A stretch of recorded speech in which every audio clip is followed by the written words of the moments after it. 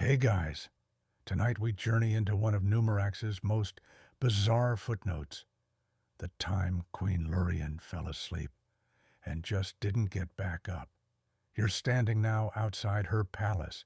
Yes, the one with the velvet domes shimmering faintly under the twin moons like a perfectly overripe peach. The guards aren't exactly alert. One is knitting, another is eating what looks like soup out of his helmet. And inside, a monarch slumbers, gently, elegantly, and entirely unconcerned with running a kingdom. It's not that Queen Lurien meant to take a 300-year nap. She just never saw the need to get up. And really, would you? A rainstorm of lavender petals was falling outside her bedroom window. The pillows were freshly fluffed by artisans trained for decades in the sacred downfold technique. And most importantly, it was Wednesday.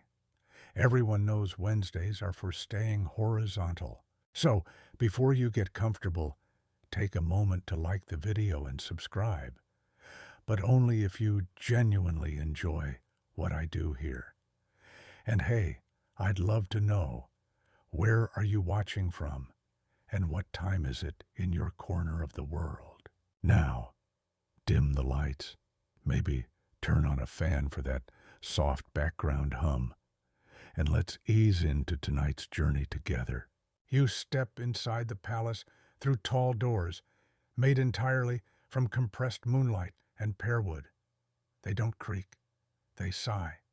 The hall is quiet, dusted in lavender mist and rose thistle pollen. The royal scribes tiptoe across the mosaic floors, their quills swaddled in silencing cloth. This is the beginning.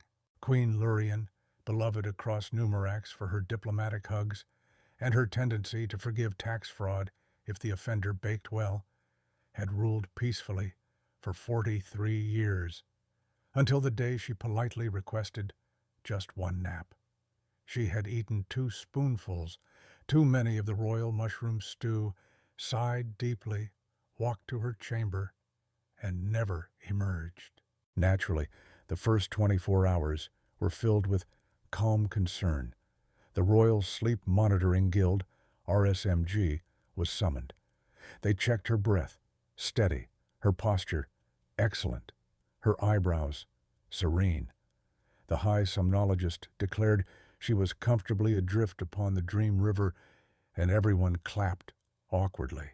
On day 3, the ministers began to worry. On day 5, they panicked.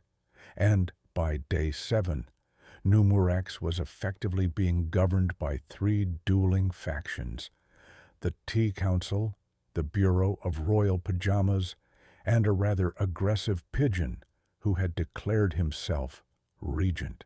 Here's the twist. No one could wake her. They tried music, spices, lightly salted poems.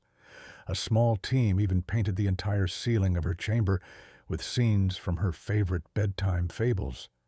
The lint moth prince, how the sky got wrinkles, and that time the moon married a broom. Nothing worked. Lurien simply sighed, rolled to her other side, and mumbled something about marzipan diplomacy.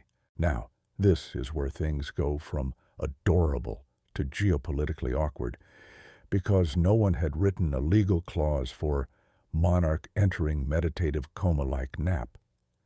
The Constitution of Numurax, scribed on cow parchment and dusted with cinnamon powder, made provisions for death, exile, and even turning into a sentient puddle, but not napping. One ancient clause did say, "If the monarch dreameth longer than 5 moon churns, she shall be considered in governance by spirit," which, legally speaking, is as clear as a fog sandwich. So, instead of replacing her, the court just adapted. A new cabinet formed, the Slumber Advisory Circle. Their motto? Softly, softly, rule the realm. There was Duke Dandlebrush, who only spoke in riddles unless offered pudding, Lady Myrne, minister of whispered warnings, and, most crucially, Lord Quith, the nap lawyer, who once spent 9 years debating whether a yawn could be taxed. The people, for the most part, adapted surprisingly well. Taxes were paid, festivals happened, and every citizen was encouraged to take at least one government-sponsored nap per fortnight. Yes, really, this is recorded in the Archive of Domestic Yawns, which exists and is printed exclusively on fabric. Still, the royal guards were instructed to keep a log of every sound Queen Lurien made in her sleep. Over time, they began to think of her murmurings as divine guidance. If she sighed after someone asked about raising the bread tariff, it was considered royal veto. If she twitched during a solar eclipse, it was interpreted as cosmic approval for goat dancing. And yes, the idea of a sleeping monarch sounds absurd, but fun historical tidbit. King George III once reportedly talked to trees. The Empress Wu of Tang once drafted laws while high on fermented date paste. In the grand tapestry of leadership oddities, Queen Lurien's nap, pretty charming. Still, it created a vacuum.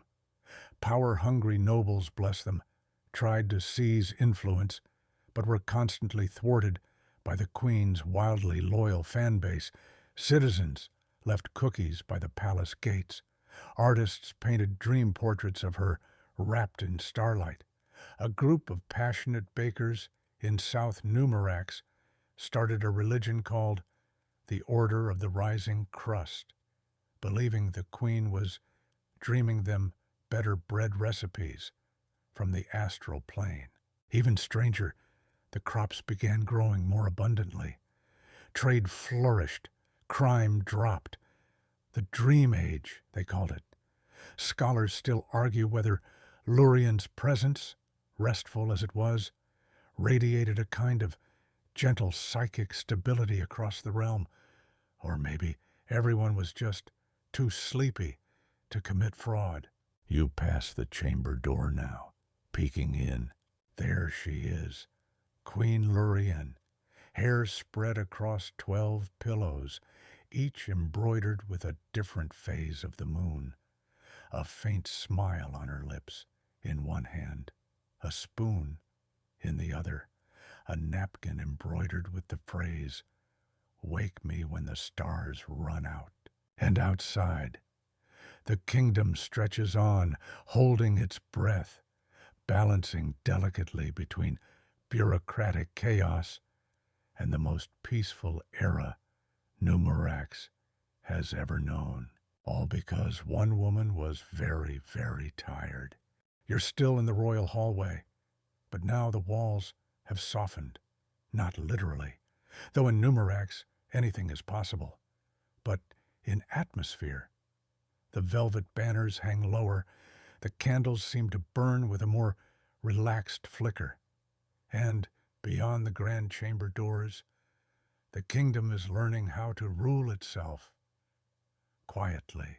Because when a queen naps for more than a week, you don't just sit around sipping thistle tea, you improvise. Thus began the era of royal snooze protocols, a phrase that would eventually become its own minor college course and a surprisingly popular board game.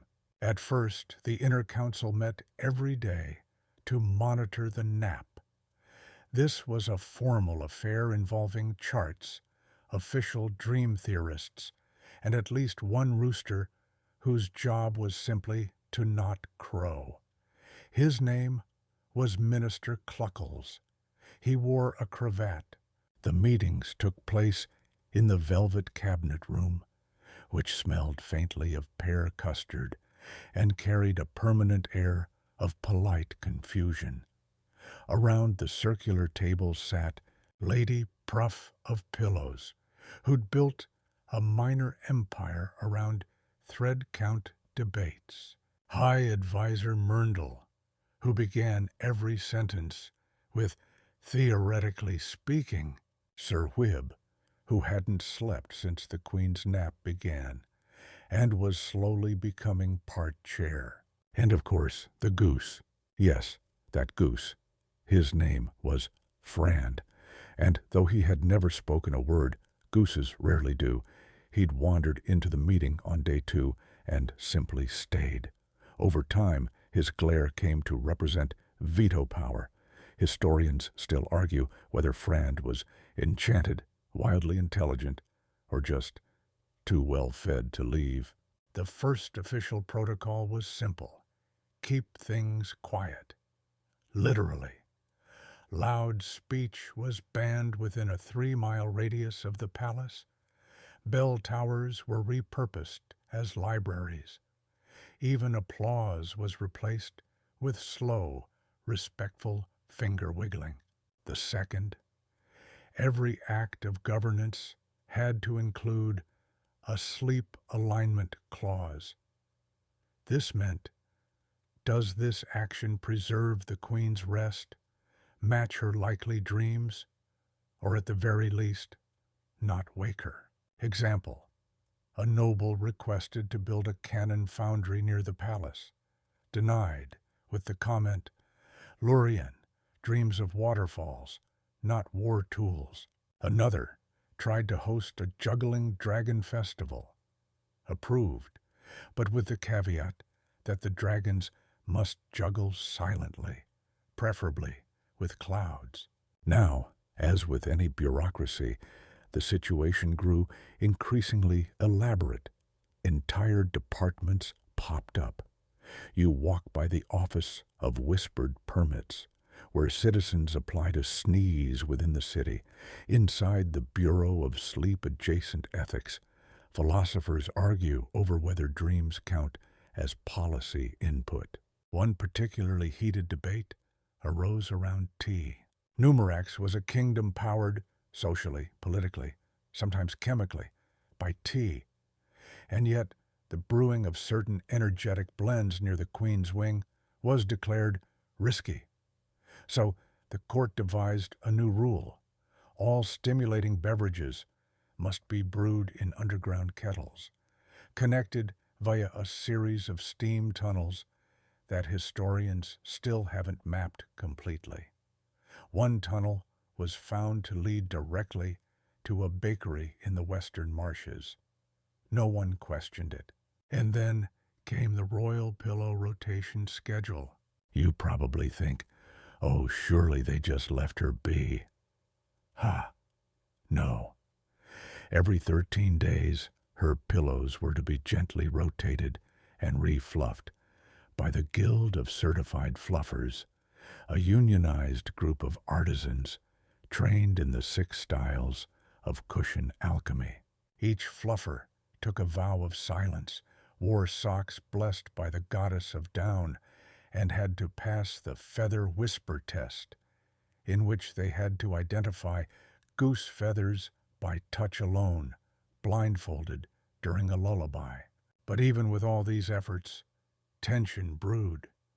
Not everyone was pleased. Merchants fretted over supply delays from the slumber safety checkpoints. Musicians complained that entire genres of trumpet-based music were now considered treasonous.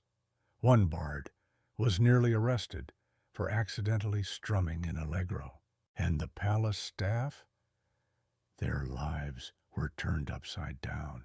Take poor cook Jenny, who once prepared a perfectly fine lavender scone only to be told its aroma might tickle the Queen's nose. She now specializes in odorless muffins and existential dread. Still, no one dared break protocol. Why? Because the Queen had become sacred. The idea of waking her wasn't just risky, it was borderline heretical. Even the birds in the royal garden had learned to coo on mute. There was, however, one unspoken fear. What if she never wakes? You walk now through the royal kitchens, where chefs have perfected the art of boiling water silently. A monk is meditating over a pot of dream root stew. Two scribes are debating whether the queen's twitch during yesterday's nap counted as an economic gesture. One of them says, "She moved her left pinky. That clearly signals interest in wind-based trade routes." The other nods solemnly. "Indeed. Shall we adjust the tariffs on kites?" You pause to read a bulletin pinned to the corkboard. It's titled, "Tuesday Dream Flinch Log, Mildly Important." It includes one mumble about raisins with opinions, a giggle, potentially in response to a memory of tax code, a prolonged exhale that scholars believe refers to foreign policy. You think I'm joking, but in the kingdom of Numurax, during the nap age, this was politics. Still, people found comfort in the routine. Children grew up believing that governance was quiet and gentle, that leadership could be soft, and even though the world outside kept spinning, winds shifting, borders fluctuating, the heart of the kingdom stayed steady in the hush of Queen Lurien's slumber. A weird fact? Absolutely. But not unique. Cleopatra once wrote laws in a scented bath. Emperor Ashoka claimed his policies came from dreams. The human need to mythologize our leaders' oddities is as old as history. And so Numurax leaned into it, creating a whole system of government around one immovable breathing constant, a woman asleep, surrounded by enchanted blankets, ruling with her dreams and occasional half-conscious whispers.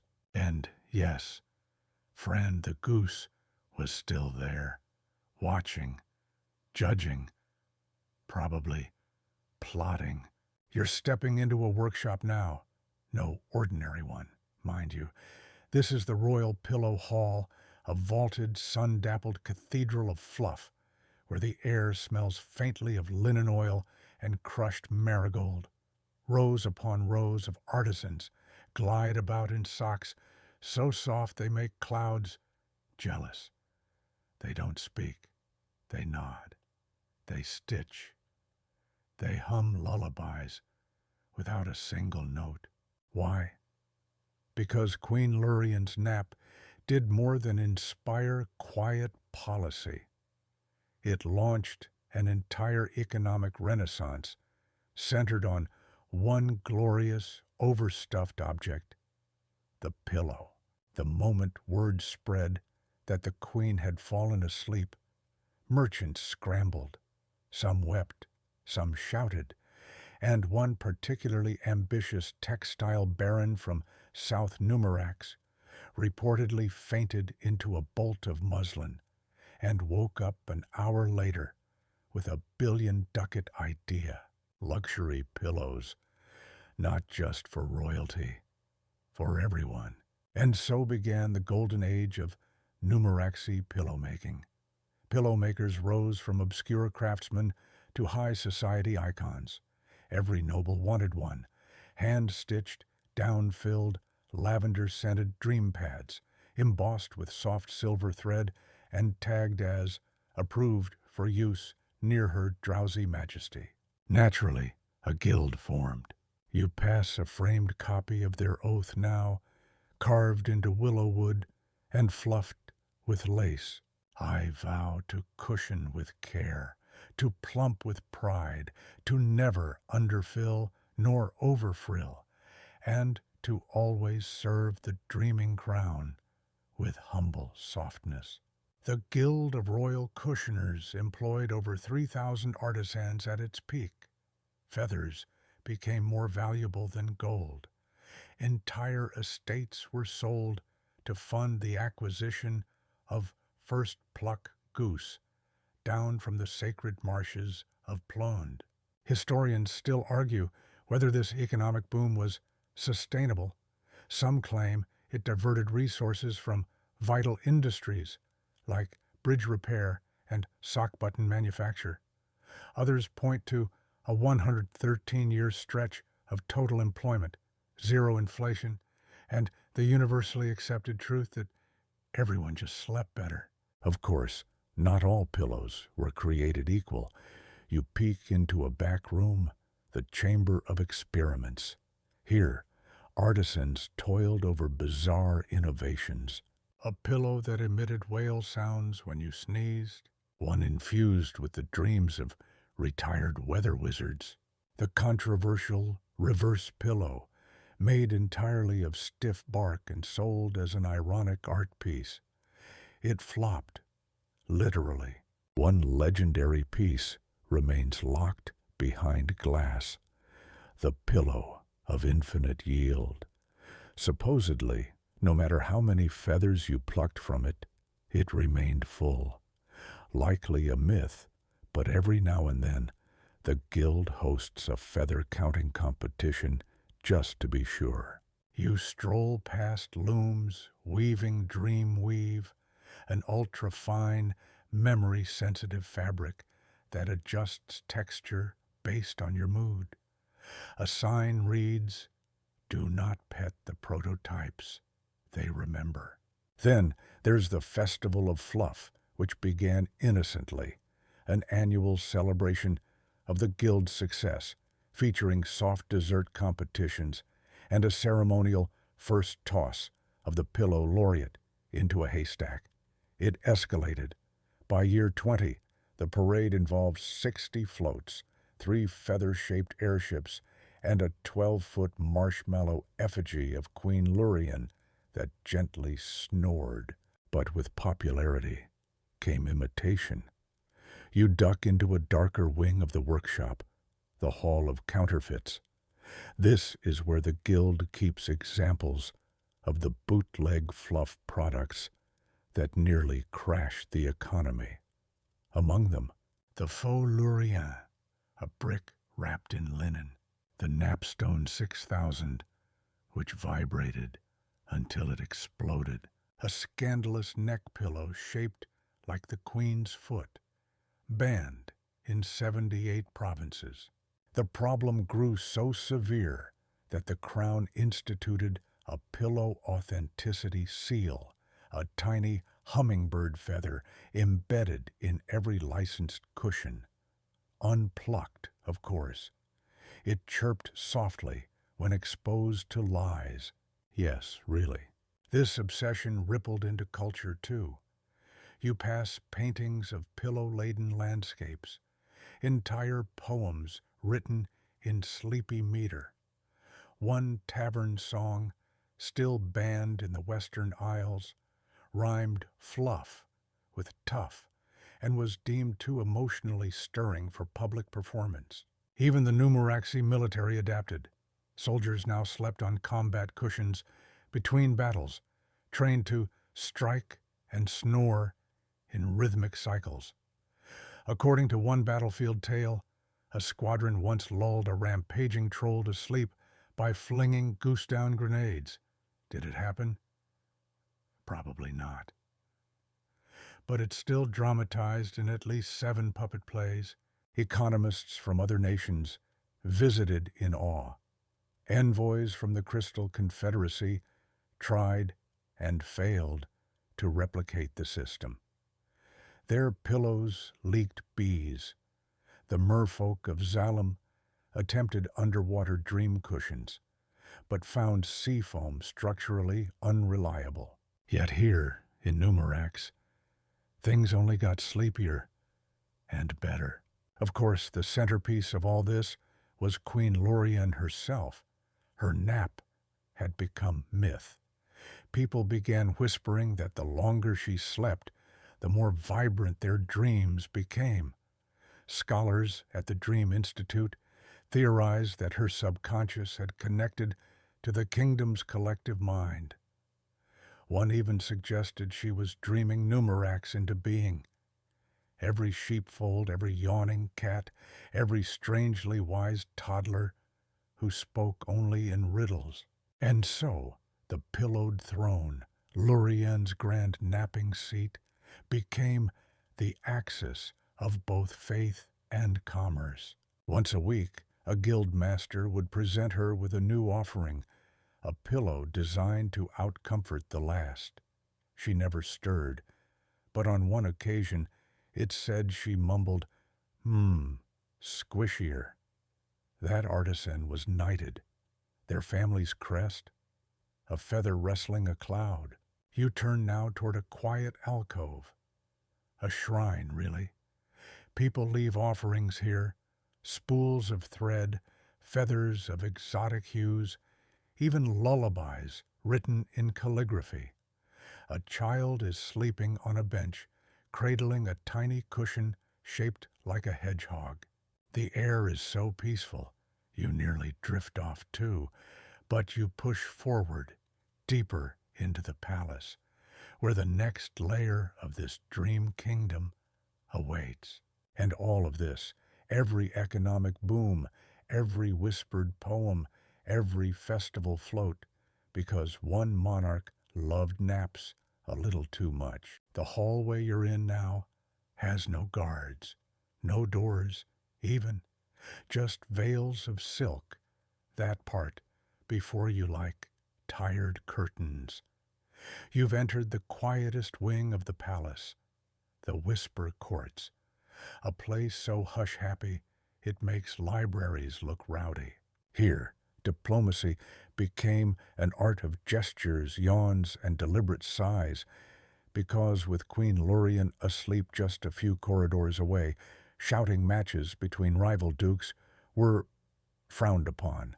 After one early incident involving a countess, a cheese tariff, and a poorly timed sneeze, all court affairs were moved into what was once a ballroom, but now serves as the nerve center of silent governance.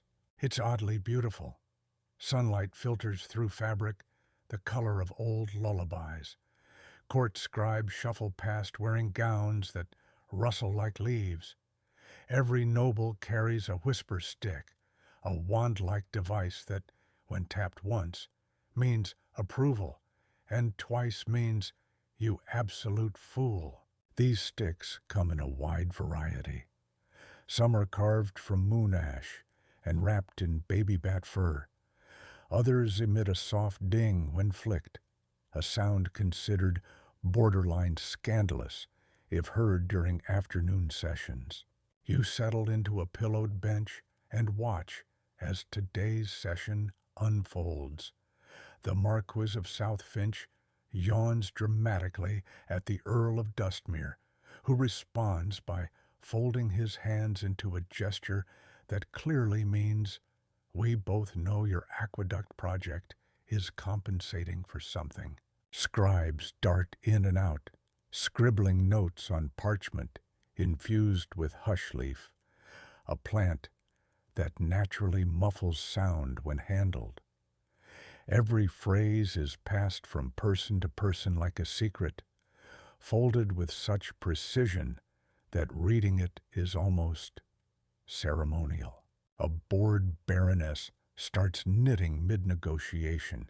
She's crafting a scarf that spells out legal rebuttals in Morse stitch. You think I'm kidding. That scarf was later submitted as official evidence during the famous taxation of yawnable goods versus the Duchy of Cheesehenge. And still, over it all, hangs the presence of the Queen. Her silence shapes everything. If a diplomat gets too heated, even in size, they're escorted out by the silent sentinels, a group of former mimes trained in pressure point dissuasion and the art of vanishing into curtains. Their motto, you never saw us. You're handed a cup of sleep-root elixir by a page who gestures for you to sip quietly. It tastes like nostalgia and warm spoons. The atmosphere is so calm, it's like the room itself is asleep. And yet, major decisions are made here. It was in this room, for example, that the kingdom signed the mutual nap pact with the cloud nomads, an agreement that ensured mutual respect, cloud-sharing rights, and a standardized definition of pillow fort. Historians still debate whether the pact was a diplomatic masterpiece or a shared fever dream. A mainstream fact: ancient Rome once had a silent voting system too. Citizens used colored tiles or gestures to cast votes in some assemblies. Naps weren't involved, but the idea of quiet decision-making is hardly new. But this is something else. Over in the corner, the Grand Duke of Myrmbal is now performing a sleep diplomatic tableau, a kind of interpretive dance crossed with sign language to argue for reducing the crown's annual investment in butter chimes. He's surprisingly graceful. His opponent responds with a 15-second blink and a precisely tilted teacup. The matter is settled. Still, there are fringe elements who believe this silent diplomacy has made the court too sleepy. One fringe group, calling themselves the Wakers, snuck into the court last year with a bag of tambourines. It didn't end well. The guards confiscated the instruments and fed them to the foghounds, which, as you probably know, digest embarrassment more easily than metal. Some of these moments have become legend, like the infamous yawn-off of 243, when two rival duchesses debated a trade deal entirely through escalating sighs. The duel lasted 9 hours. One fainted. The other was crowned mistress of trade and breath. There's even a niche sport now called sigh crafting, where contestants compete to express complex legal ideas in single exhalations. The current champion once outlined a 7-clause treaty with a breath so smooth it caused a bird to molt. Meanwhile, the queen remains the center of it all.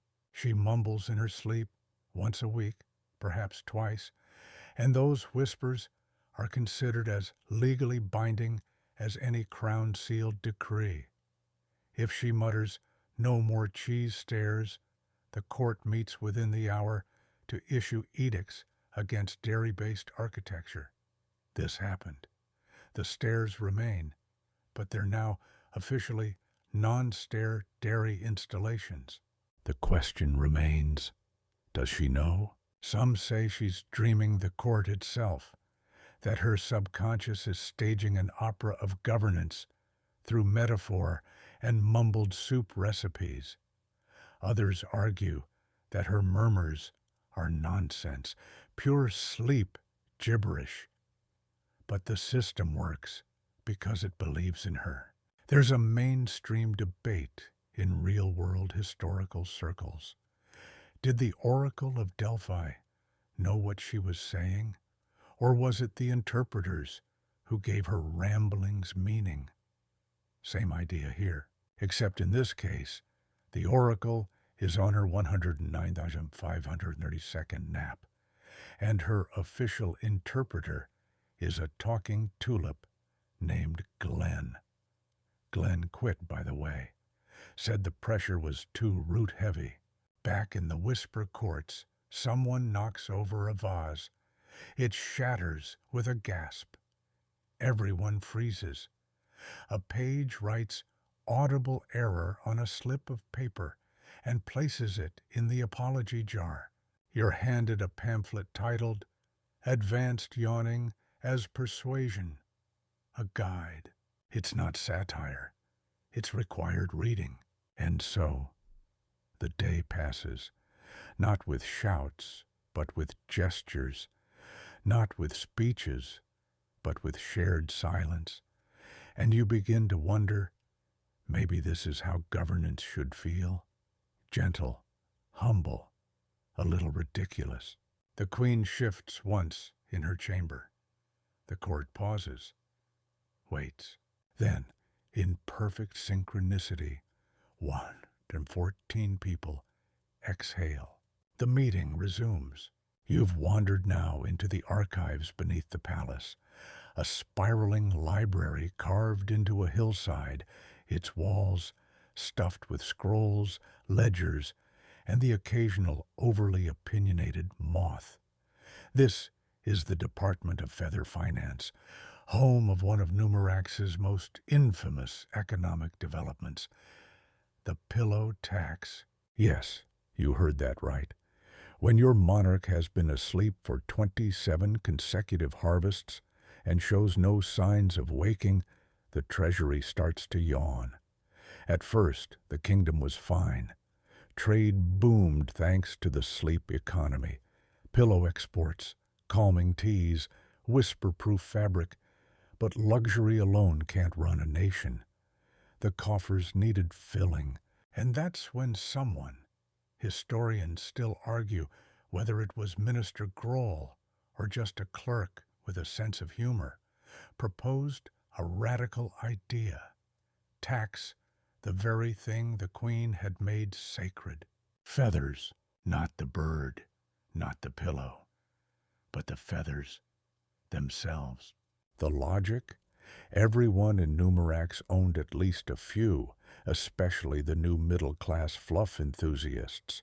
Feather-laced bedding, feather-stuffed hats, feather-based art, like the weeping swans of Sleepminster. So why not harness that? The law passed in near total silence, thanks to the whisper courts. And within a week, goose feathers became currency. One goose feather equaled one basic unit of tax, called a drowse. Citizens were required to submit a monthly quota of soft, untattered feathers to the Feather Levy Office, usually stuffed into gently humming collection boxes that smelled like chamomile and lightly used dreams. It got complicated quickly. Feather fraud exploded. People dyed chicken feathers to mimic goose. One infamous gang, the Downy Deceivers, ran a black market of pigeon fluff, passed off as imperial soft. They were finally caught when a tax collector sneezed and exposed their counterfeit stockpile. Meanwhile, honest citizens formed feather co-ops, sharing geese, rotating plucking schedules, and developing elaborate cuddle bonds with their birds. Some towns held annual Thank Your Goose festivals, complete with flute parades and oat showers. Of course, the geese were less thrilled. In a rare act of rebellion, a flock in eastern Numurax formed what scholars now call the plumage uprising of year 117, in which 300 geese blockaded a ferry port and demanded better oats and fewer extraction days. The standoff ended peacefully after a diplomat read them a sonnet and offered custom sweaters. True story. Geese are smarter than people give them credit for. The tax wasn't without flaws. Featherweight varied.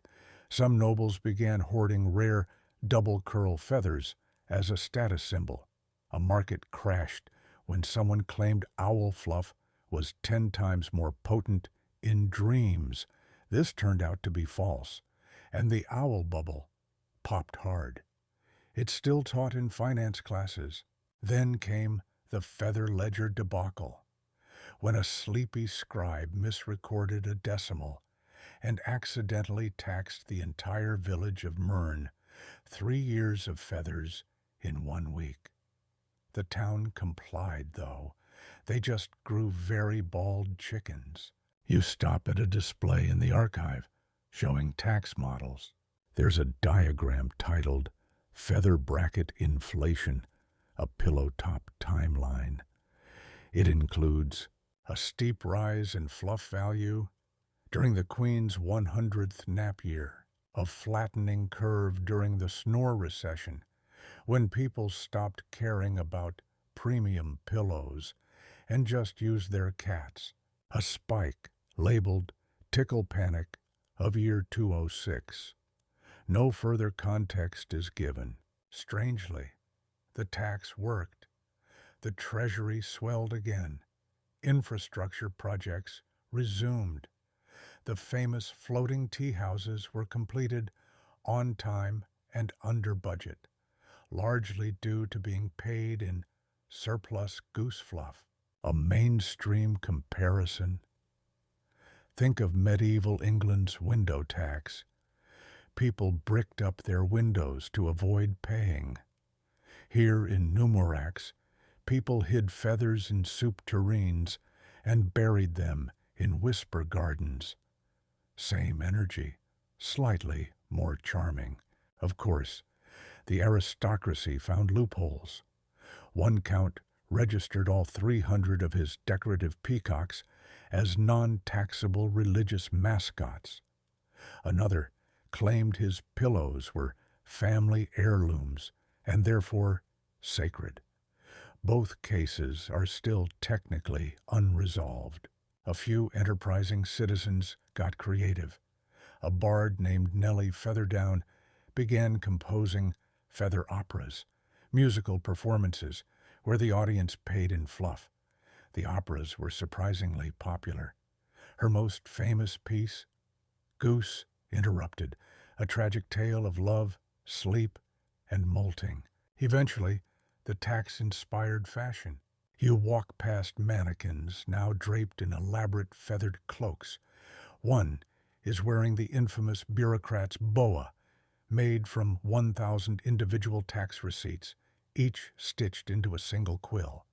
Next to it, the downpour gown, designed to explode in a cloud of fluff when twirled, banned in formal gatherings after a baron vanished inside one mid-toast.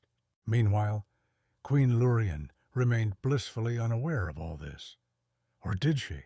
One night, according to the official feather clerk's log, she mumbled, "No more itchy ones."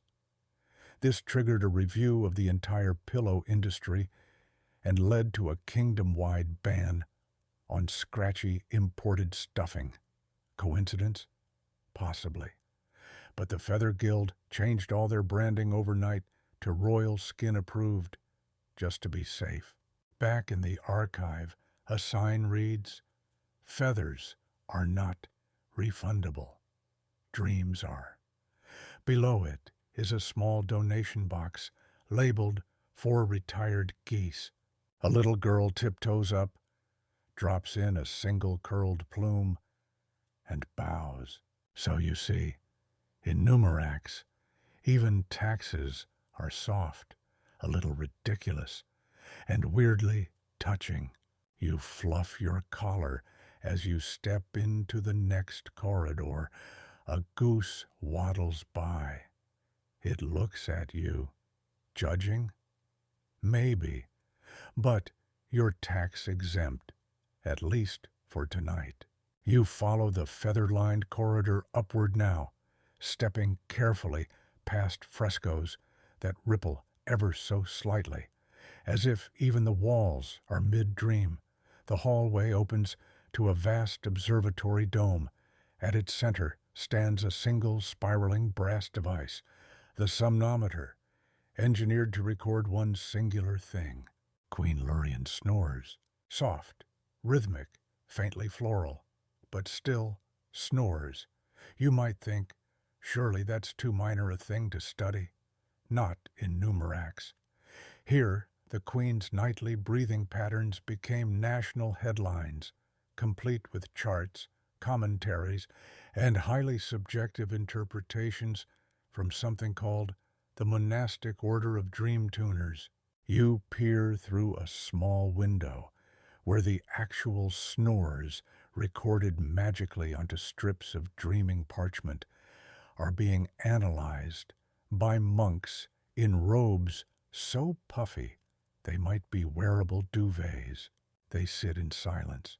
Occasionally one will point to a snore and raise an eyebrow. This could mean a shift in trade winds or a new holiday. No one questions it. And so we arrive at the next chapter of this sleepy saga snoring across the empire. By year 80 of the Great Nap, the Queen's breath had become sacred rhythm. Each exhale was tracked, measured, catalogued, and, most bizarrely, composed. That's right, entire orchestras were funded to turn her sleep sounds into ambient lullabies. The most famous one, Symphony in Si major, is still played in nurseries to this day. You sit beside a monk who offers you a cup of fuzz-leaf tea and hands you a copy of the Snore Index, a 14-volume leather-bound anthology of every audible twitch, sigh, and muttered syllable Queen Lurien had ever made. Volume 3 is titled The Brief Whistles, Years 34-45. Volume 7, Snoozaloo and the Golden Snort. And yes, this was considered serious scholarship. The snore that occurred on the winter solstice of year 102 was so long and low-pitched it was declared an omen of abundance. Farmers planted twice the usual wheat, the harvest best on record. Mainstream comparison, ancient Mesopotamians often read omens in goat livers. Greeks consulted the rustling of leaves in sacred groves. In Numurax, it's all in the nasal hum. But not all snore scholars agreed. One sect, the ecoluminists, claimed the Queen's breathing actually synced with planetary motion. They charted her exhalations alongside the orbits of Numurax's twin moons, eventually producing a calendar that was 36 days long and entirely impractical. Still, their sleep temple remains popular with stargazing insomniacs. Another group, more fringe, argued her snores were coded messages. A philosopher named Drav Munst wrote 900 pages theorizing that the Queen was trying to communicate a universal recipe for stew. He was gently disinvited from most state dinners. Still, the idea of interpreting her sounds grew beyond scholarship. It became cultural. You pass a group of children now playing a game called Guess the Gasp. One imitates a snore. The others shout what decree it might represent. Shorter school days, free pickles, legalize sledding on weekdays. They all giggle. One just lies down and starts snoring herself, hoping to become royal by osmosis. The phenomenon didn't stop at kids. Artists painted her breath trails as swirling galaxies. Perfume makers bottled sleep essence, a mixture of lavender, wool dust, and pure imagination, claiming it mimicked the Queen's aura. It didn't, but it smelled lovely. And then there was the opera. The 9 Breaths of Lurien opened to great acclaim in West Numurax. Each act was based on a famous recorded snore. The cast wore feathered cloaks, sang entirely in vowel sounds, and crawled across the stage in slow motion. Audiences wept or fell asleep. Hard to say. Yet, amid all this reverence, debates simmered. Scholars at the University of Muffled Truth, Numurax's most passive-aggressive institution, posed a delicate question. Are we still interpreting the Queen or just ourselves? After all, one person's blessing of bountiful figs might be another's gas leak. Was this national unity or one giant bedtime hallucination? A mainstream historical echo. Joan of Arc claimed to hear divine voices. Many followed her. Others wondered if she simply embodied collective hopes during chaos. Queen Lurien, in a way, became something similar, a vessel for dreams people needed to believe were real. Even the outer provinces joined in. You pass murals now, painted by artists in the frost-bitten north, where no one had seen the Queen for decades. Still, they listened to her snores broadcast magically by crystal relay towers. Some sculpted entire snow monuments in response. One town held the festival of the echoed breath, where citizens gathered to mimic the most recent royal exhale in unison, followed by a communal nap and pie. Elsewhere, skeptics grumbled. In the more rugged mountain towns, people snorted, no pun intended, at the idea of a kingdom run on murmurs and mattress logic. But even they didn't dare propose waking her. The Queen had become an idea, a presence, a myth too big to disturb. Besides, what if they did wake her and the dream ended? You wandered deeper into the observatory, where sound staves gently vibrate with last night's murmurs. One reads, "Not the left spoon." Scribes rush to interpret. A town baker rewrites his menu. A left-handed silverware artisan panics. And still, beyond all this, the Queen sleeps, wrapped in her spiral of breath and silence, ruling through the lull between inhale and exhale. You sit for a while. You listen. You start to notice the rhythm of it. Slow, calm, just steady enough to build a kingdom on. And that's exactly what Numurax did. As you leave the observatory, a chill drapes over your shoulders like an old bedtime story retold by a cool breeze. You're descending now into the chamber of soft crimes, an absurdly polite jail for those who committed offenses too minor for real punishment, but far too disruptive for a kingdom that runs on dreams. Welcome to the world of sleep-era justice. The hallways here are carpeted wall to wall, ceiling to floor. Even the keys are wrapped in felt.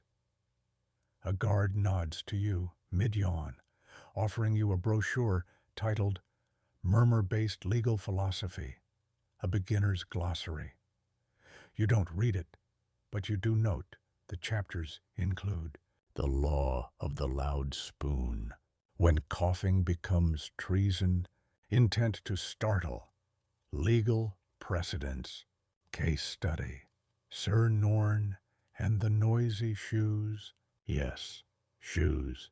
You see, one of the first royal decrees during Queen Lurien's nap established the tranquility mandate, a sweeping, dreamy guideline outlawing anything that might disrupt the great sleep. And from that, an entirely new criminal code evolved. Minor infractions included clapping after dusk, whistling above a certain pitch, baking bread that crackled too loudly when sliced, using alarm clocks. Ever. Repeat, offenders didn't get shackled or scolded. They got softened, sentenced to a stay at the Chamber of Soft Crimes. Picture a spa crossed with a low-security museum. You pass padded cells where criminals lie under plush blankets, being read bedtime poetry by state-employed comfort monks. Some are in for a weekend, others for a moon cycle. One man is serving 30 days for snoring too competitively at a public event. He looks proud. Mainstream fact? In 18th century England, people could be fined for not attending church or for idle gossip. Quiet societies have always found noisy ways to police one another. But Numurax took it further. Here, the courtrooms were napping pits. Judges reclined in oversized beanbag thrones. Proceedings were conducted via whispered reenactments, Every defense lawyer was required to speak in iambic lullaby. You peek into one chamber where a trial is ongoing. The accused, a woman named Frilda, is charged with excessive teacup clinking. Her defense? She claims it was an expressive form of communication. The prosecution counters with an interpretive sigh. The jury dozes. Verdict: guilty. Sentence: 1 week of enforced hammock reflection, supervised by a trained swan. Another case is carved into the wall as a kind of bedtime fable. The tale of the yawning blacksmith, a man who yawned so forcefully his apprentice dropped an anvil. No one was hurt, but the queen's pillow apparently shifted in response. The man was exiled to the Whispering Caves to learn the sound of restraint. He later became a respected lullaby composer. There's even a gallery, the Museum of Missteps, where infamous sleep-era crimes are lovingly preserved in dioramas. A man tiptoeing while juggling 10 squeaky ducklings. The infamous accordion debacle of year 156, where someone tried to serenade a love interest beneath the Queen's tower.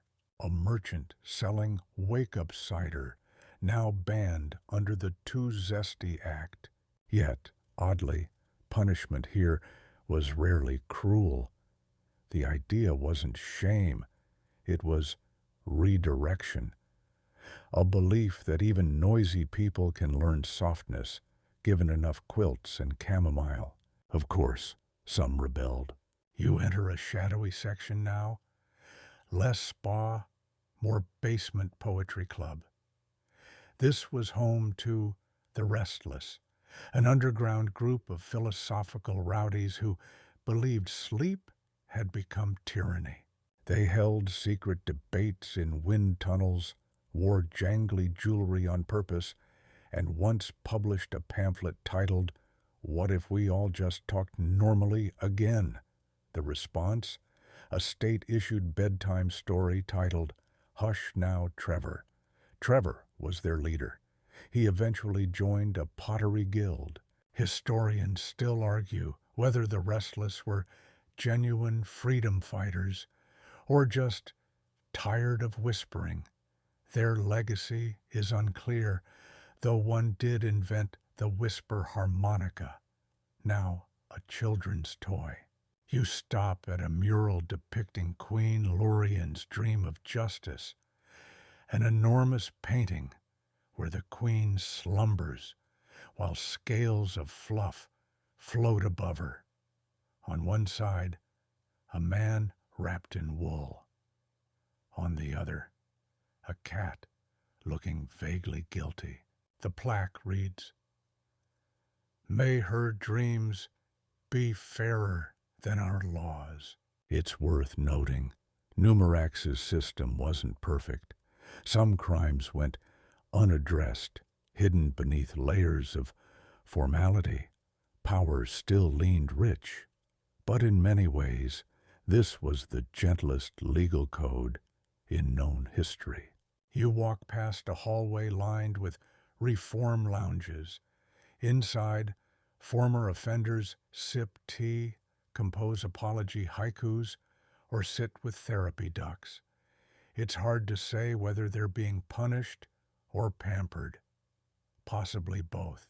At the end of the hall, you find a door labeled "The Queen's Quietest Case." It's sealed. A gold plaque offers only a date, year 119. No details, no names, just the rumor that someone once attempted to wake her and succeeded for exactly 3 seconds. Whatever happened, the door has never been opened again. So, you leave the chamber of soft crimes behind, unsure whether you've just visited a justice system, a nap-themed amusement park, or a morality play written by a sleepy librarian, possibly all three.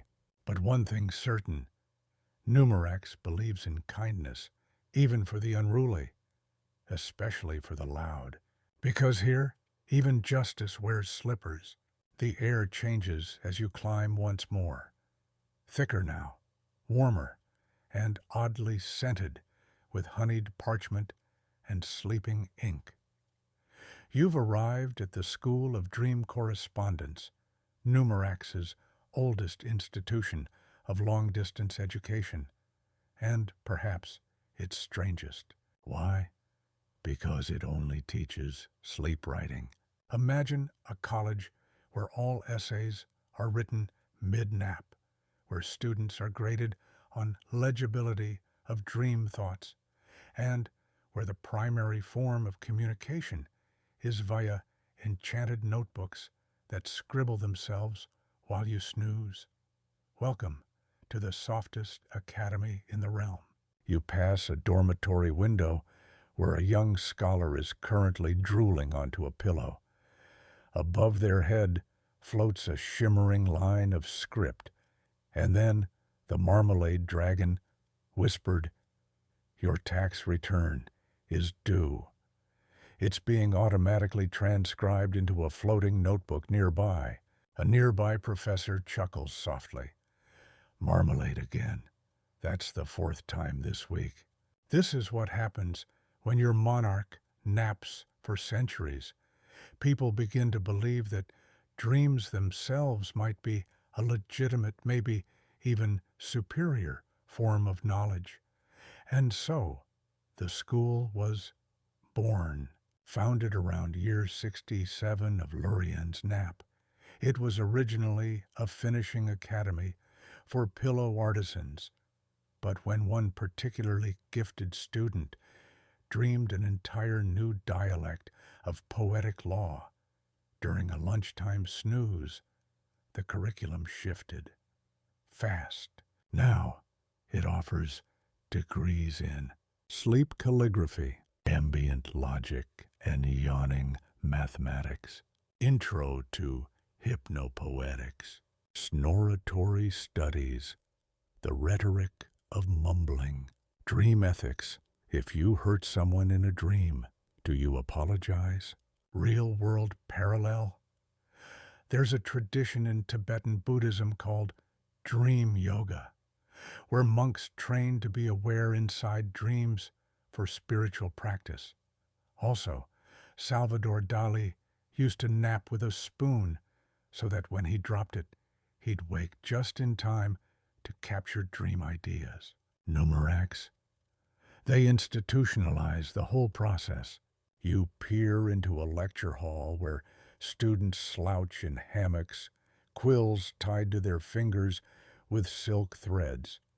As they drift into light slumber, the pens twitch and scrawl. Some poetry, some maps, some recipes for non-existent stews. Every student here carries a somnilog, a magically bound book that records their most valuable dreams. The definition of valuable is left to interpretation, of course. One scholar famously received high honors for dreaming the precise layout of a nap-resistant library. Spoiler: it had no chairs, only judgmental statues. You flip open one log on a display pedestal. Entry number 4 reads, "Followed a cloud shaped like my grandmother. She turned into a map. I folded her.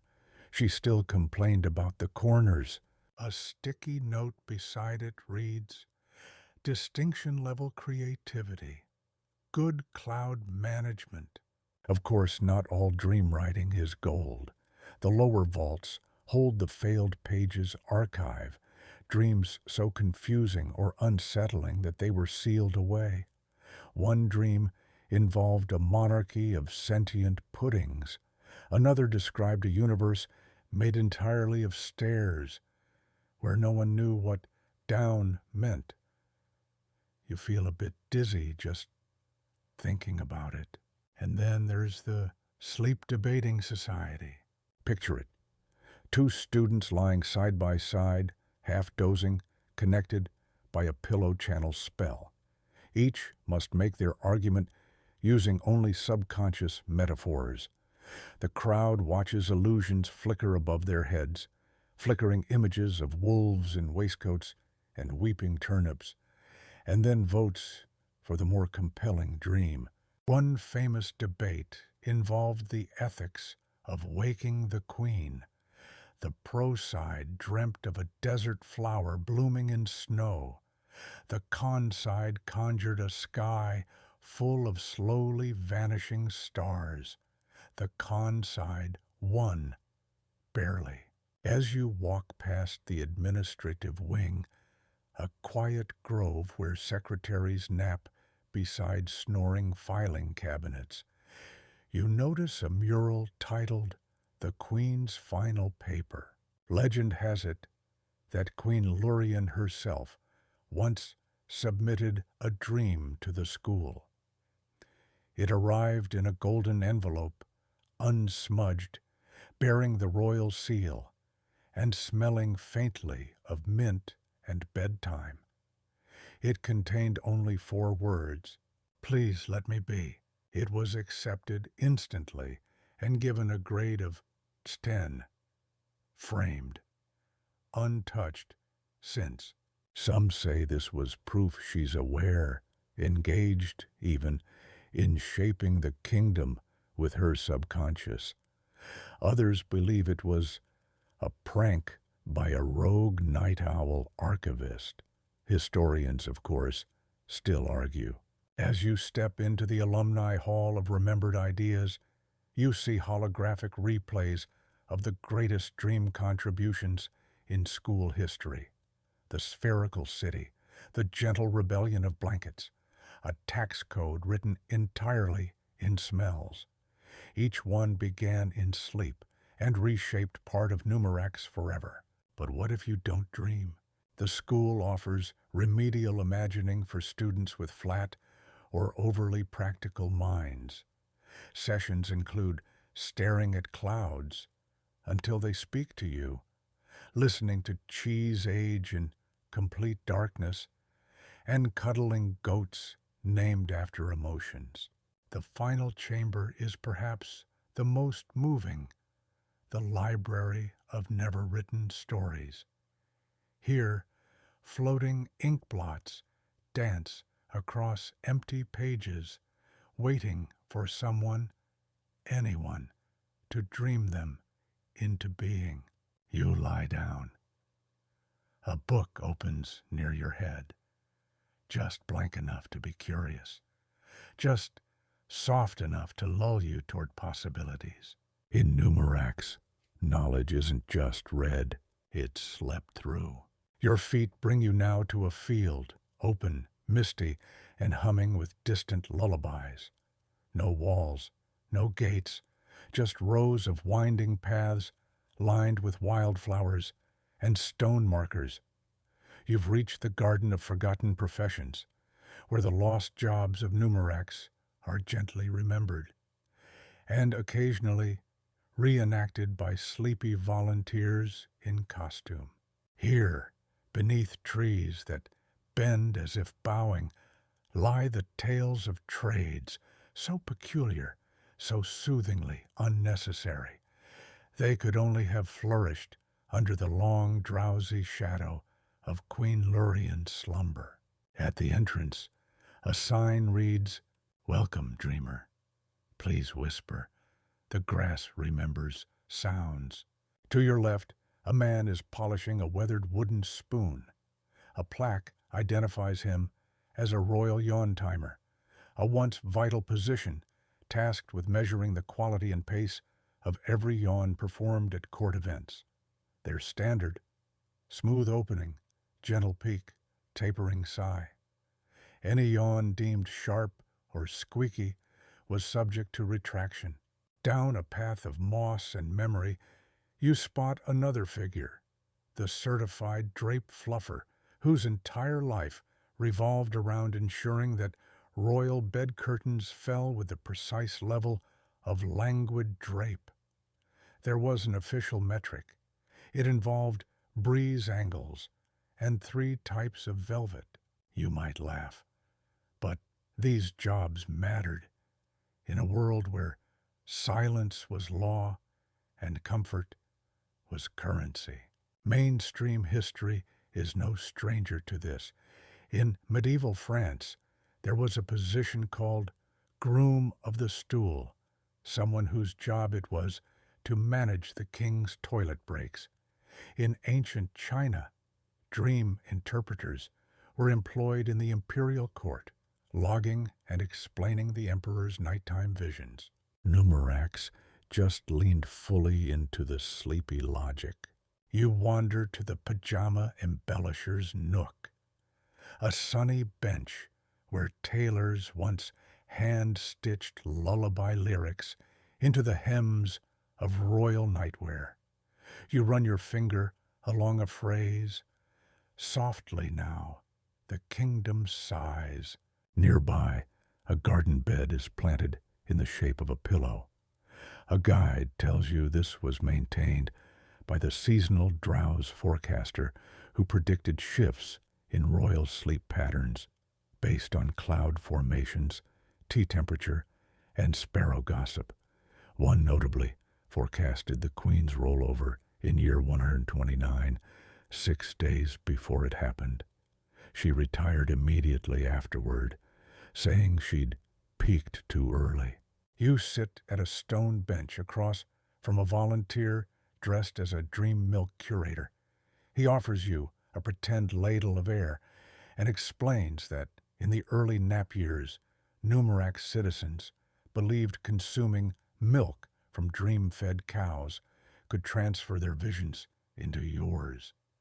A small fortune was spent on enchanted troughs. The milk, it turned out, was just milk. And yet, even failed professions were honored here. A row of plaques displays names like cloud weight appraiser, yawn echo listener, slipper re-warmer, ceremonial snug tuck inner. One story catches your eye. The tale of Elbeth, royal door tester, her job? To walk through every palace door once per week to ensure none creaked. She worked quietly for 52 years. On her last day, a hinge whispered. She left a note. I have failed, but let no dreamer wake. You pause. There's something about this place, some blend of humor and hush, that makes even the absurd feel sacred. Off the path, children act out the duties of the official spoon coolers, pretending to blow gently on invisible broth to protect royal tongues. Their parents watch, sipping drowseberry wine from picnic goblets.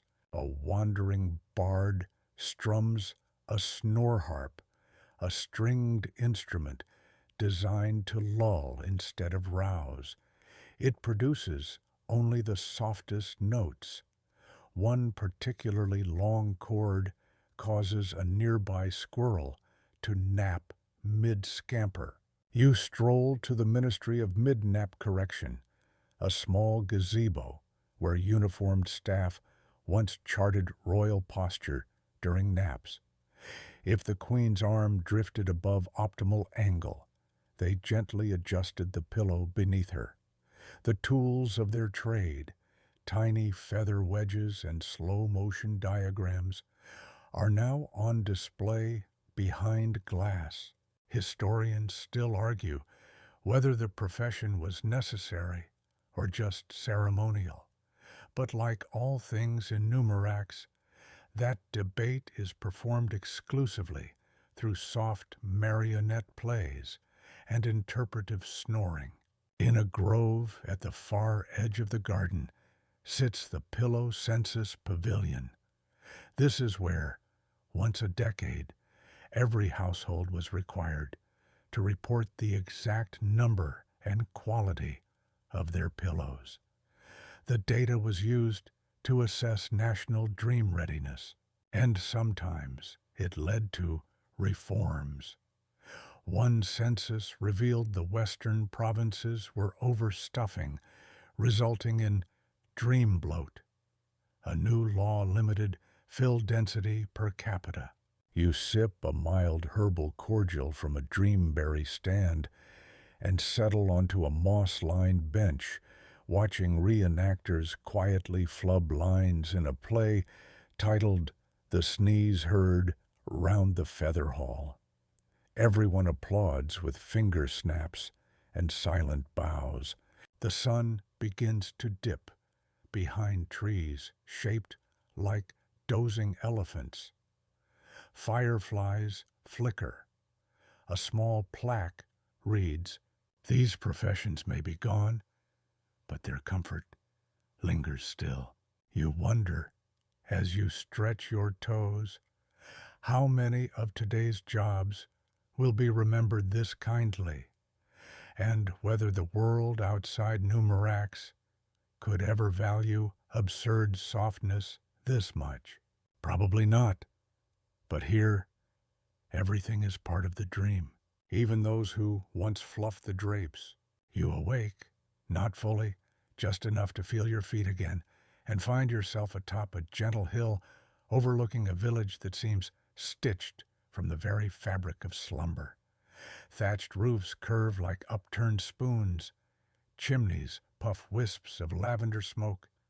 Welcome to Snore Hollow, the town built to nap through history.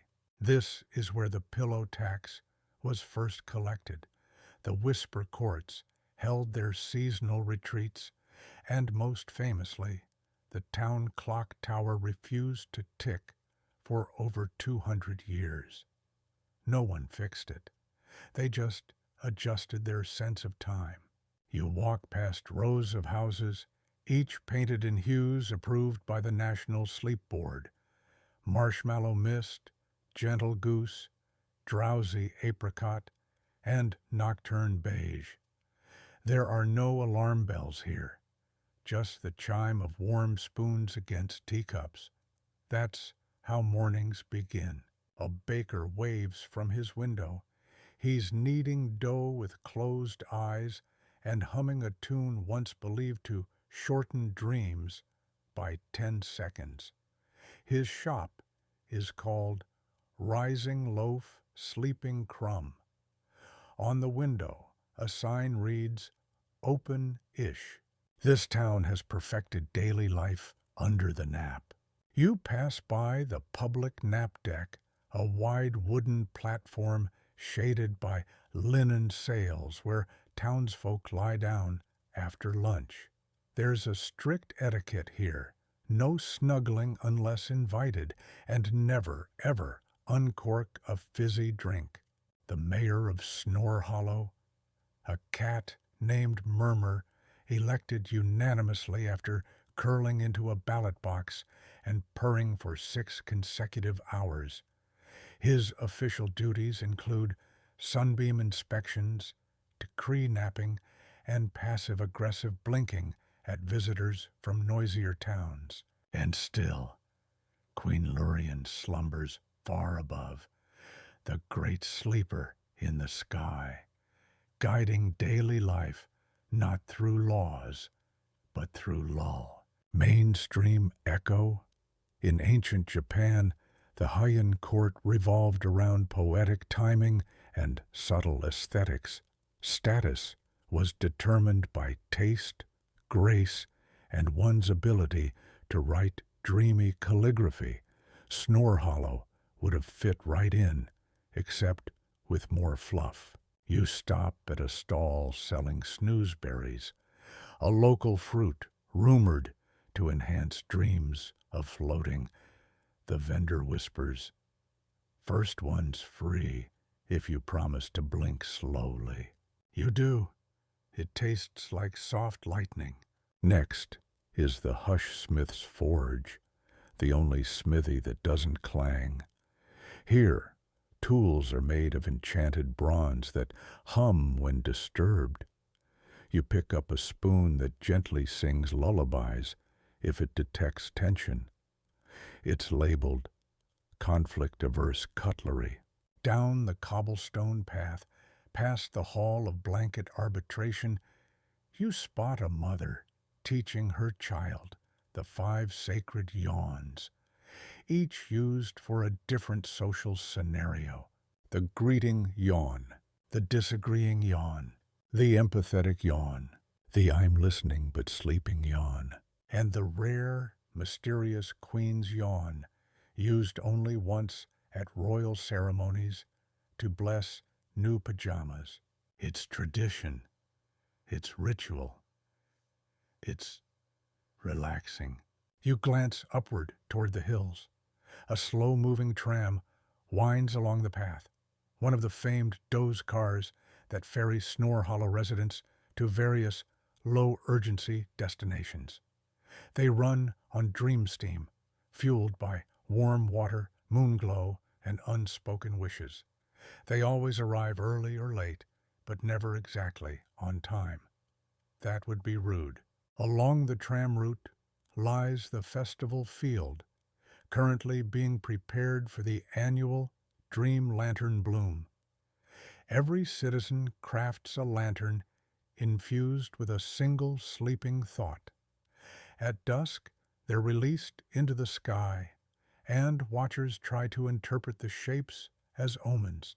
One year, a lantern took the shape of a duck in a bonnet. The following winter, Numurax experienced a minor migration of bonnet-wearing ducks. Historians still argue whether this was coincidence or divine whimsy. In the town square, you witness a blanket vote. Each villager places their quilt on the lawn in a pattern reflecting their stance on a local issue. Today's topic: whether wind chimes should be required to match house color schemes. Democracy by Duvet. You sit for a moment, letting the atmosphere settle around you like warm broth. Everything here feels earned, like the result of generations deciding not just to endure the nap, but to make it meaningful. A fringe scholar once suggested Snore Hollow doesn't really exist, that it's a dream shared by tired minds across Numurax, that every nap somewhere feeds into this place, and when you sleep long enough, softly enough, your soul visits, even if your feet never do. You don't fully agree. You're sitting on a very real bench with a very real biscuit offered by a very small elderly woman named Dottie, who claims to have once snored in harmony with the Queen herself. It was a Tuesday, she says. The moon blinked twice. And yet, the idea lingers. Could a town be dreamt into existence? Could this whole kingdom be? You walk to the edge of the hill where a telescope is mounted, not to look at the stars, but at dreams themselves. It points upward, past clouds, into the thick sleep of the palace above. If you peer long enough, they say, you might catch a flicker of the Queen's thoughts drifting across the firmament. You look, you blink, you see a goose wearing spectacles and reading a scroll, or maybe it's just the snoozeberry kicking in. Regardless, Snore Hollow carries on. Every yawn, every whisper, every sigh is part of its fabric. A town that chose stillness over spectacle, that made daily life an art of rest. You head back down the hill, your steps matching the rhythm of wind and dream. The village clock tower still doesn't tick. The mayor cat grooms a paw. Time here doesn't pass. It dozes. You follow the lull of cobbled paths out of Snore Hollow, your limbs loose with the kind of tired that feels earned, like after a long bath or a good story. Ahead, a low hum pulses through the air, almost mechanical, but soft, rhythmic, gentle. You're approaching the somnetic loom, one of Numurax's most bewildering and arguably most important structures.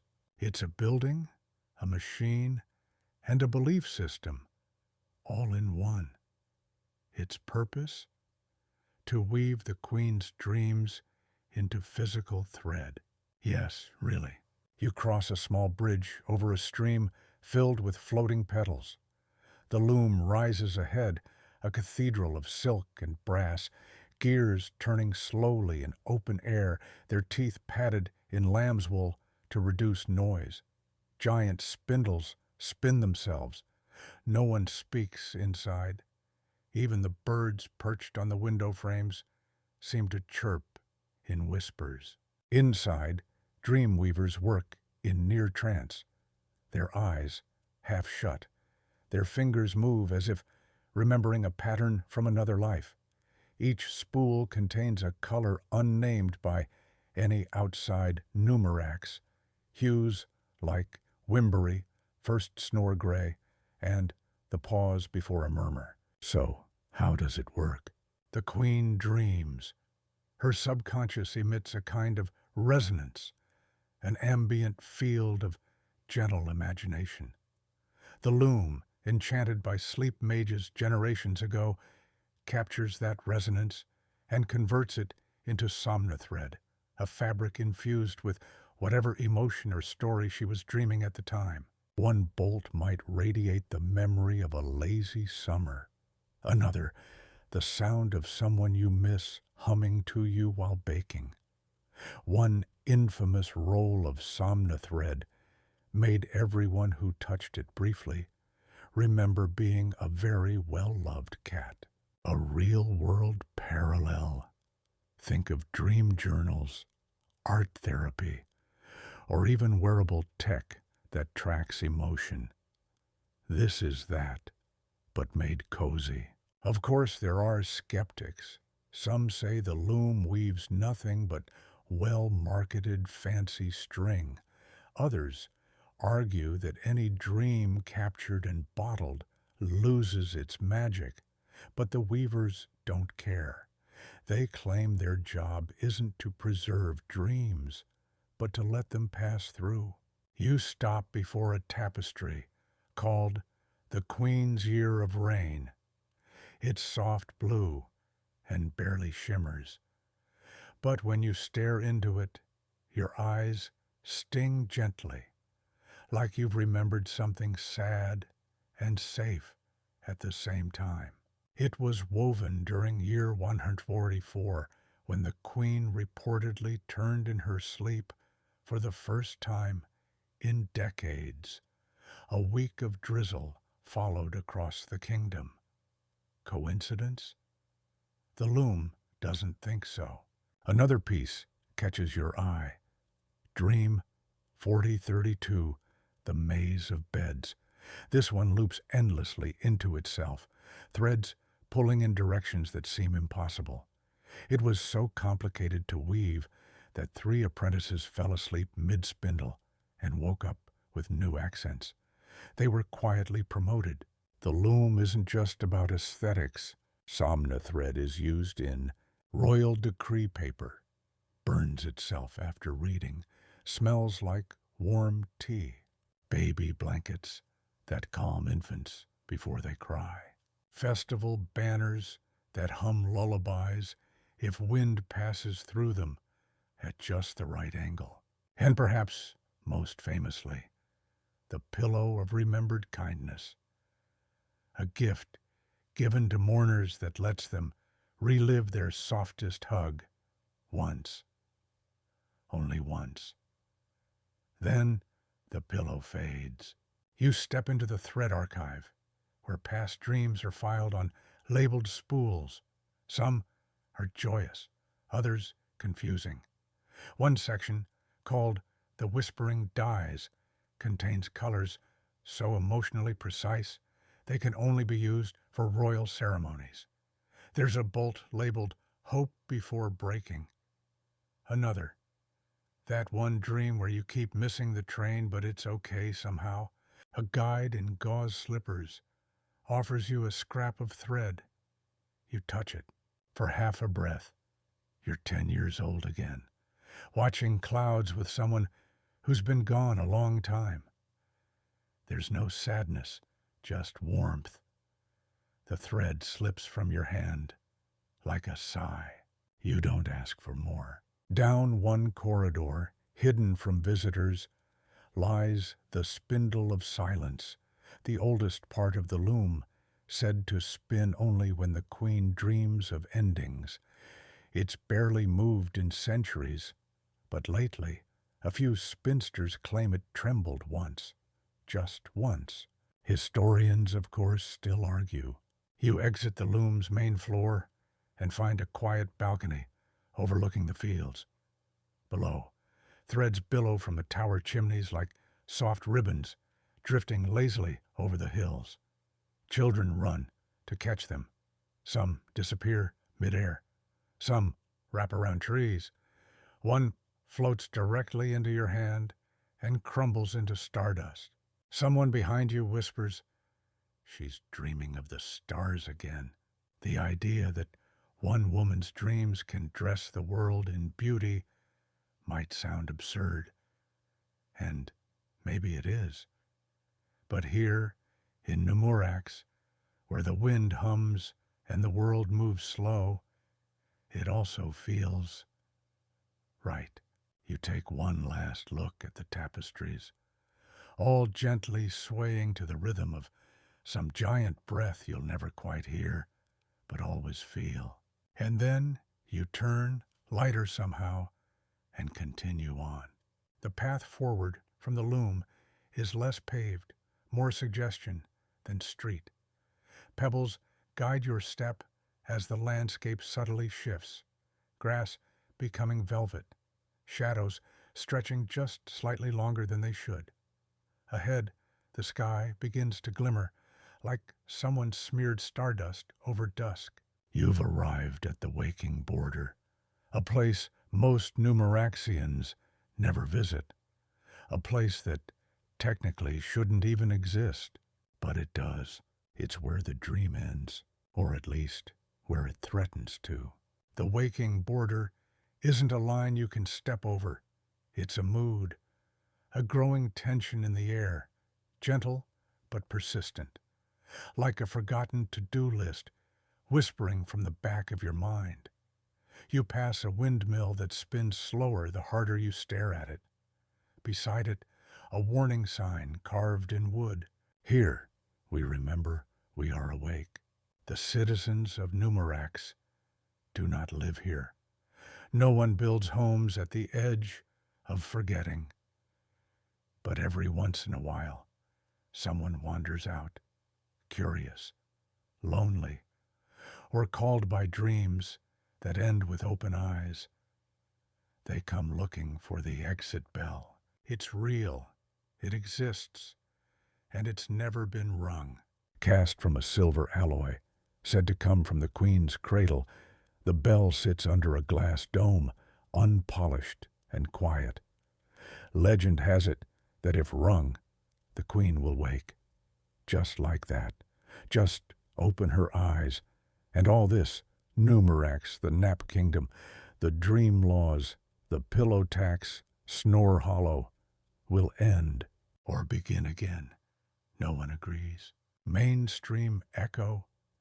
In Greek mythology, hypnos, sleep, and thanatos, death, are twin brothers. To wake is, in some interpretations, to die a little, to leave the sanctuary of dreams and re-enter life's sharper edges. Numuraxians don't speak of the bell. They sing around it. They draw it in chalk on cave walls. They make its shape into cookies. But no one touches it. Even now, as you approach, your breath slows. You feel it, the pull. Not to ring it, but to imagine doing so. Just once, you picture the note it might produce, a tone that sounds like morning sunlight hitting your face after the best sleep of your life, and also maybe like goodbye. Next to the dome is a guest book of sorts, the scroll of almosts. People from across the kingdom come to write what they'd say if the queen were to wake. You read a few. Thank you for the silence. It was never really about you. We just needed time. Did you know they made an opera about your snore? I hope your dreams were better than ours.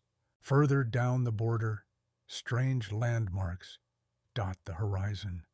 The obelisk of interrupted thoughts, a monument built entirely from unfinished conversations. The lake of regretful alarm clocks, into which villagers once tossed any device that rang too loud, too suddenly. And then, curiously, a cafe. The cafe of contingency serves one item, a warm, bitter brew called if-then tea.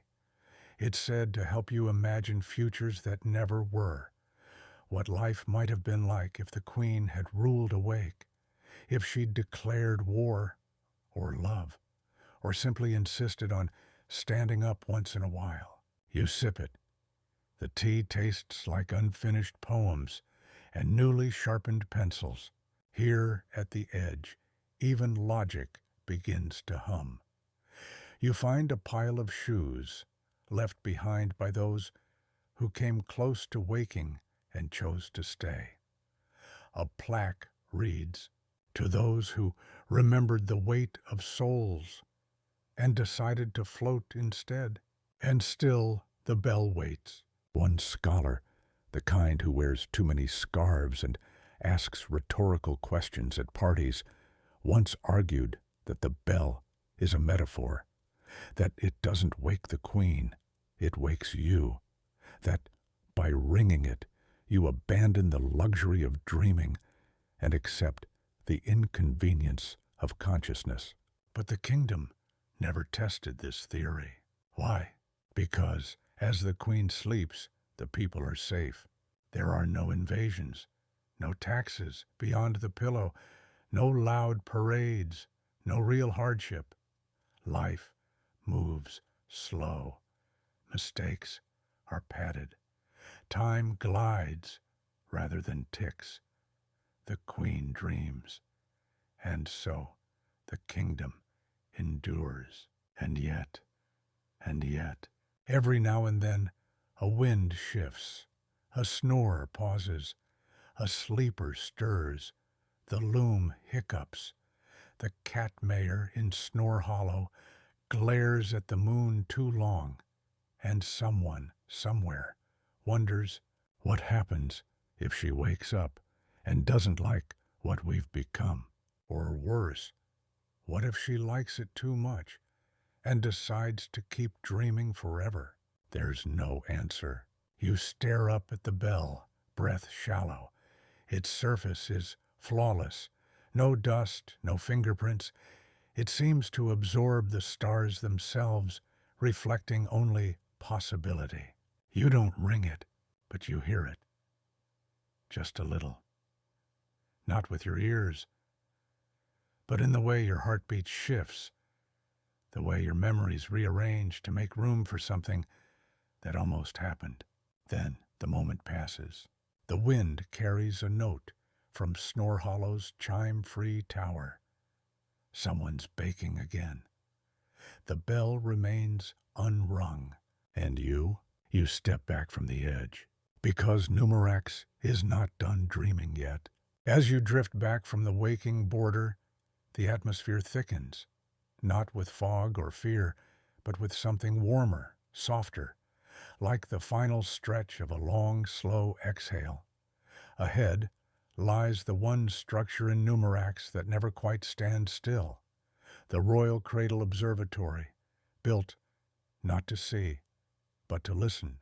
This is where generations of Numuraxians have studied the Queen's sleep, not to analyze it, not to manipulate it, but to understand it, to observe the delicate rhythms of her breath, the near imperceptible shift in her spine, the flutter of an eyelash once every decade or so.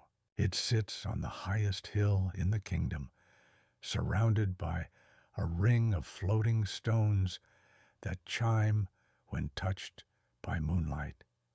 The stones don't orbit, they drift, like feathers dropped in slow motion. The observatory itself is shaped like a half-closed eye. Inside, everything is velvet, every hinge oiled, every step muffled. You remove your shoes at the door and are handed a pair of study slippers by a yawning docent named Myrrh. She speaks in hushes, explaining that each room is dedicated to a different layer of the Queen's sleep. There's the surface snore chamber, where you hear her light, rhythmic exhalations amplified through crystalline reeds. Next to it, the REM vault, which records rare moments when her fingers twitch or a nostril flutters. Scholars argue over these events for years. Some say she once dreamed of sailing ships shaped like commas. Another time, of a thunderstorm that apologized after each lightning bolt. A real-world echo? In 17th century France, the court of Louis XIV revolved around watching him wake up, dress, even sneeze. Ritualized observation of a sleeping ruler isn't new, but here it's been elevated to holy science. In the deep cradle chamber, researchers recline on floating cushions and listen to the Queen's heartbeat transmitted through the floor itself. It sounds like the tick of a grandfather clock wrapped in a lullaby. They take notes, endless notes, entire shelves of parchment filled with pulse analysis, temperature shifts, dream prediction algorithms written in cursive. You spot a scroll titled, "On the Probability of a Slight Toe Wiggle in Year 209. It has 43 footnotes. And then you enter the Archive of Breath, a room that holds wax cylinders containing every recorded inhale and exhale of the Queen since year zero. You're handed an ear cone and allowed to listen to Breath 74, 221, 91. It sounds like ocean waves, if the ocean had a bedtime. But the real centerpiece here is the cradle compass, a massive, softly glowing orb suspended in midair that subtly tilts depending on the Queen's posture. If she rolls 3 degrees eastward, the orb leans. If her breathing deepens, it pulses in soft pink. Once it blinked, just once. No one knows why. Historians still argue whether it was a muscle twitch, a dream-induced reaction, or perhaps, just perhaps, a brief moment of awareness. Some say she opened one eye, looked around, and decided to nap harder. In the common hall of theories, portraits of past sleeper scholars hang on the walls. Each one proposed a different grand theory of the nap. Professor Lindelfuff believed the Queen was dreaming her own version of Numurax, perhaps even dreaming you. Dr. Kensla theorized that Numurax is simply a projection of her comfort, and if she ever experiences even mild discomfort, the kingdom will pop like a dream bubble. Brother Marn, wearing 12 scarves, declared that the Queen is not sleeping at all, but simply practicing an advanced form of existential lounging. He was politely asked to relocate his research to the footnotes. You move on. To the room of snore maps. Yes, maps. Over the years, scholars have charted the acoustic patterns of the Queen's snoring. Each map looks like a topographical chart, But instead of mountains and valleys, it shows tempo, tone, and timbre. One corner of the room holds a machine that lets you ride the snore. You sit in a plush pod, and as the sound plays, you're gently rocked in rhythm. It's part amusement ride, part religious experience. You exit it 7 minutes later, feeling both very small and oddly cared for. You return to the central dome, where a perpetual vigil is kept by the 5 orders of the slumbering watch. The order of the still chest monitors breathing. The order of the finger watch tracks hand movements. The order of eyelid reverence waits for blinks. The order of thermal tenders monitors body heat changes. And the order of dream horizon interprets the tilt of her pillow. Each order is required to speak only in poetic metaphor, wear robes that make no sound, and nap twice daily to maintain empathic alignment. As you prepare to leave, you pass the wishing wall, where visitors write what they'd like the Queen to dream next. You read a few. A world where rain apologizes. A bakery in the clouds. Just one more nap, please. That time, we all held hands without realizing it. You leave your own. Something simple, something soft. And as you turn back, one of the floating stones chimes just once, as if to say, she heard you. The sky over Numurax has darkened into a soft indigo. The stars blink slowly, like old friends easing into memory. You descend from the Royal Cradle Observatory by a path of quiet stairs that shimmer ever so faintly under your feet. They're known as the Steps of Second Thoughts, rumored to have been built by those who once intended to wake the Queen, but changed their minds halfway up. Each step is inscribed with a single word. You catch a few. Almost. Perhaps. Wait. Again. You reach the bottom and find yourself at the threshold of an odd little village, not marked on any map, not mentioned in any textbook. It's known only as the Whispering Hamlet, and it's where Numurax's caretakers live. These are not scholars or weavers or dream scientists.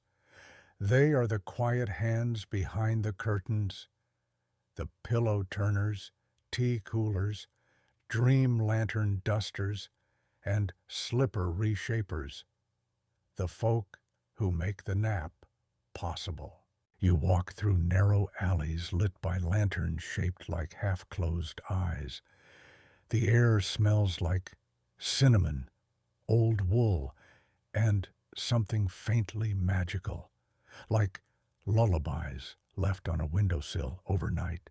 A young man with crescent-shaped spectacles is sitting on a porch, repairing a royal breath mirror, a device placed above the Queen's mouth to monitor the fog of her exhale. It must be adjusted seasonally, depending on her mood, or so he claims, with a grin. You pass an elderly woman mending a dream filter, a silken net that hangs above the Queen's head to sift her visions, letting only the gentle ones through. She hums while she sews. The thread glows with warmth and a little mischief. She winks when she sees you watching. Their lives are quiet, but make no mistake, they are revered. Each caretaker is sworn to a vow of softness. They must never startle, never judge, never hurry. In return, they are protected by ancient laws that ensure they are never asked to explain what they do. Ever. Not even in emergencies. A real-world parallel? Think of the incense bearers in ancient temples, or the sandalwood polishers of royal thrones. tasks not critical by modern logic, but sacred by tradition. Numurax just doubled down. In the central square of the hamlet stands the shrine of the unsaid, a circular structure filled with notes, lullabies, and small trinkets. These are offerings to the queen, not to wake her, but to keep her company in her dreams. You spot a knitted mouse named Baron Cuddlewhisker, a vial of emergency night air, a poem titled, "If You Sneezed in Your Sleep, I Forgive You." Each item has a tag, in case she wanders. Some caretakers believe the queen occasionally dreams herself out of her sleep chamber and into the kingdom, that she roams unnoticed, watching her people from behind the glaze of dreamlight, that she once sat beside a baker in Snore Hollow and whispered a recipe for cloud dough. Historians still argue, of course, but the caretakers, they don't need proof. They simply leave her things. You walk into a tiny shop that sells pillow charms, beads sewn into fabric that hum ever so slightly when sadness is nearby. The shopkeeper, a middle-aged woman named Una, explains that some threads are infused with personal memories, harmless but warm. She hands you one. "From the time I forgave my brother," without saying it out loud. You nod, tucking it into your sleeve. Outside, a group of children are rehearsing the annual Murmur Parade. It's a silent march where each marcher must carry a memory, disguised as a feather, and place it on the Queen's symbolic bed in the town square. No one speaks, no one watches. It simply happens. And somehow, they say, she knows. Further down the lane, a candlemaker stirs wax mixed with remember berries, a fruit that only grows when someone truly lets go of an old worry. The scent is nostalgic, a bit wistful, like opening a drawer you forgot you ever owned. You sit on a bench near the hamlet's communal hearth, watching sparks drift upward like shy fireflies. A young boy beside you yawns and mutters, "Do you think she'll ever wake up?" Before you can answer, his mother gently shushes him, kisses his forehead, and replies, "She will when she misses us." You stay seated, letting that line settle around you like a warm shawl. Above, the moon shifts. One of the floating loom threads drifts across the sky, briefly spelling the word stay. No one notices, or maybe everyone does. As you rise, you feel it again, that sense that you are both inside and outside, something enormous. Not a kingdom, not a dream, something in between. The caretakers nod as you leave, not in greeting, in thanks, because here in the whispering hamlet, silence is sacred, and every footstep you've taken tonight has been part of the lullaby. The road leaving the whispering hamlet is known as the Featherway, and it leads, where else, to the final place anyone in Numurax visits when sleep's pull becomes irresistible, the Hall of Blank Pages. It's not a palace, not a shrine, just a long, quiet corridor, carved into a hill of moss and moonlight, filled with desks that face inward and lamps that glow like memory. This is where Numurax keeps what it hasn't written yet, the unwritten laws, the unsung songs, the untold jokes, and the endings to stories that began centuries ago and gently drifted Every visitor to the hall is offered the same thing: a pillow, a pen, and a page. You're handed yours now by a librarian whose glasses fog slightly with each breath. She smiles, not brightly, but deeply, and gestures for you to sit anywhere. There are no assigned seats, not here, not ever. You settle in beside an old man with moss in his beard. He's writing a bedtime story about a mushroom that ruled a puddle empire. Across from you, a young girl is sketching pajamas for a flying whale. The hall is silent, save for the soft scratch of pen on paper and the occasional contented sigh. At the far end of the hall sits a great marble door.